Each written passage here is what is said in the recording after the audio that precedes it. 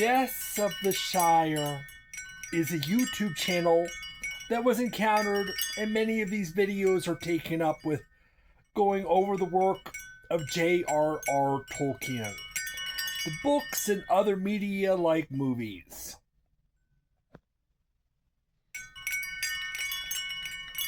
Tolkien has oftentimes been called the father of modern fantasy, and notice how his name can be perhaps equated to token.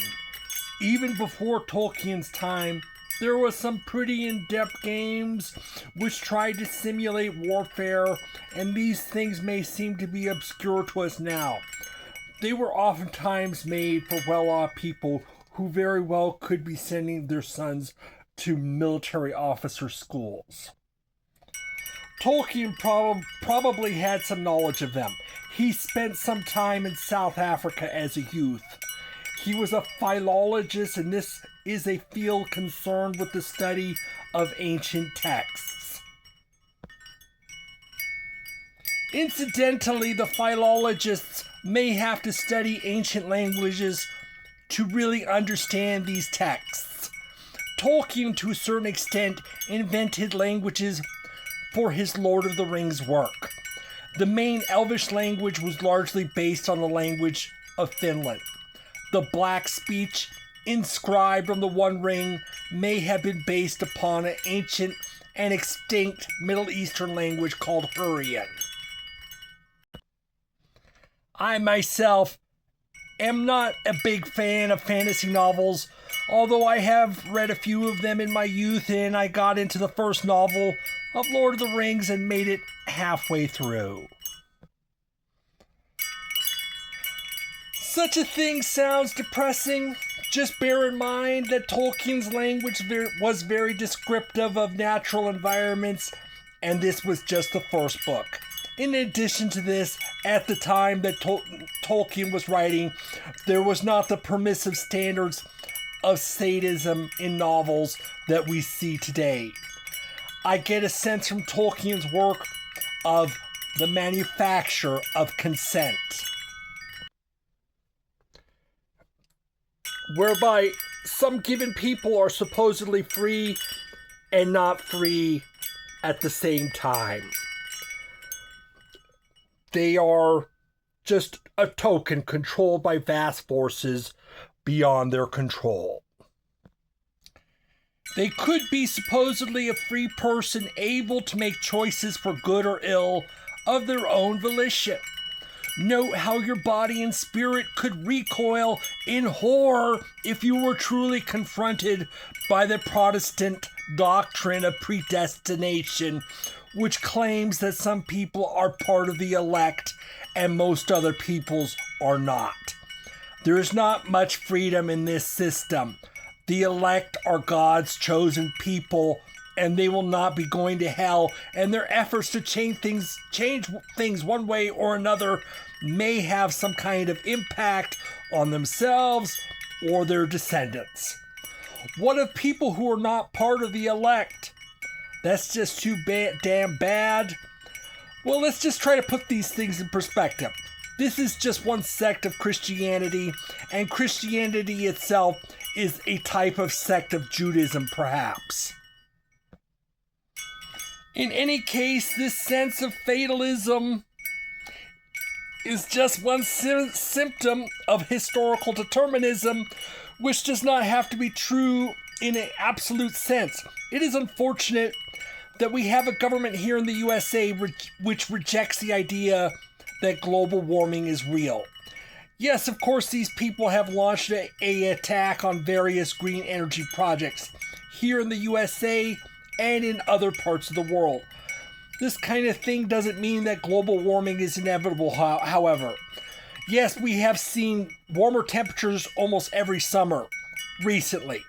This doesn't mean that there is nothing you can do about it. Some people may not really be impacted by global warming, such as wealthy people. The writing on the One Ring kind of made me think of some kind of shorthand system, and here in the USA, that would be the Greg system most likely. Although yes, Greg could kind of look like Arabic writing, it is not, and Greg doesn't look like the Elvish letters. These letters are more akin to the Duployan shorthand system created in France. There are all kinds of shorthand systems that allow for the real-time writing of speech with pen and paper. Some systems became dominant over time. It may seem strange that these things are being brought up, with shorthand not being necessary in an era of voice transcription via electronic media and other means such as simple recordings and typed messages and text. I just find these systems of shorthand to be kind of interesting, although I must confess they oftentimes make me nauseous. In the time of Cicero in the Roman Empire, there was the effort to create a system for one person to write down speech as quickly as possible while it was being spoken, and this became possible with the invention of the Tyronian letters, which were a system of a few thousand signs covering common words and ideas. Unlike most other shorthand systems, the Tyronian signs were mainly ideographic instead of phonetic. In consequence, they were even more difficult to learn because of the by rote memorization system taking a lot of effort. There are a few surviving members of the Tyronian signs still existing in the present day, such as in Scotland and Ireland. What is the point of this? I know that so many people prefer fantasy instead of some kind of gruesome and ugly reality. So Tolkien fits in there, although we are seeing some kind of swerves to the right and to the left to make up for reality being lost. The map of Middle-earth, originally drawn up by Tolkien, could be equated to my own place of origin, Alaska. In the mid-'80s, there was a fantasy RPG released that used elements of Middle-earth, and an artist named Peter Fenlon took some liberties in extending the map of Middle-earth to include its mysterious eastern areas, and at some semi-conscious level, this could be a representation of Canada or England or some such thing. This was a fantasy role-playing game, and geography was included to explain why this invisibility ring mythos was so prevalent in these lands, making sense of the mythology to a certain extent, cause and effect. Some 5 years ago, Wizards of the Coast, the makers of the Magic the Gathering cards, they worked out some kind of deal with the owners of the Lord of the Rings, and they printed up a set of MTG cards that use the Lord of the Rings mythos. The physical packs had the minuscule chance to contain a one-of-a-kind card called the One Ring, which had its flavor text written in the Black Speech of Mordor. This was a one-of-a-kind card, and it was found in Toronto, Canada, by a collector who chose to remain anonymous. My impression of Wizards is that it would not be impossible that they intentionally chose Toronto for a destination point for the shipping of this so-called One Ring card. I don't think that this is really likely, though. It's just possible. As despicable as these people are, this is just a coincidence, a chance event. Any given location on Earth could have some kind of a bizarre conspiratorial theories conjured up concerning why their location was chosen for the reception of the One Ring, when we presume that the boxes of cards were shuffled kind of thoroughly to make it random. Nonetheless, I started a composition of a poem, which went into why Canada received the One Ring. It didn't really get finished. I'll outline it here. The One Ring, in Toronto found, where the land could be a hand pulling on the strand. Why would wizards pull a hoax? Perhaps to coax a population who see a ration of algebra and know they cannot accept its meaning or cost. Who wants this? the subhuman, the tax collector, the animal reflector, and not the average Joan. Yes, your phone can figure out the modern world.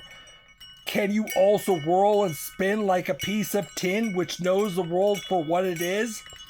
The galaxy's playground for the ignorant giants who think they are unique tyrants, not useless phantoms. The Earth is not Pluto. It is a thriving double world.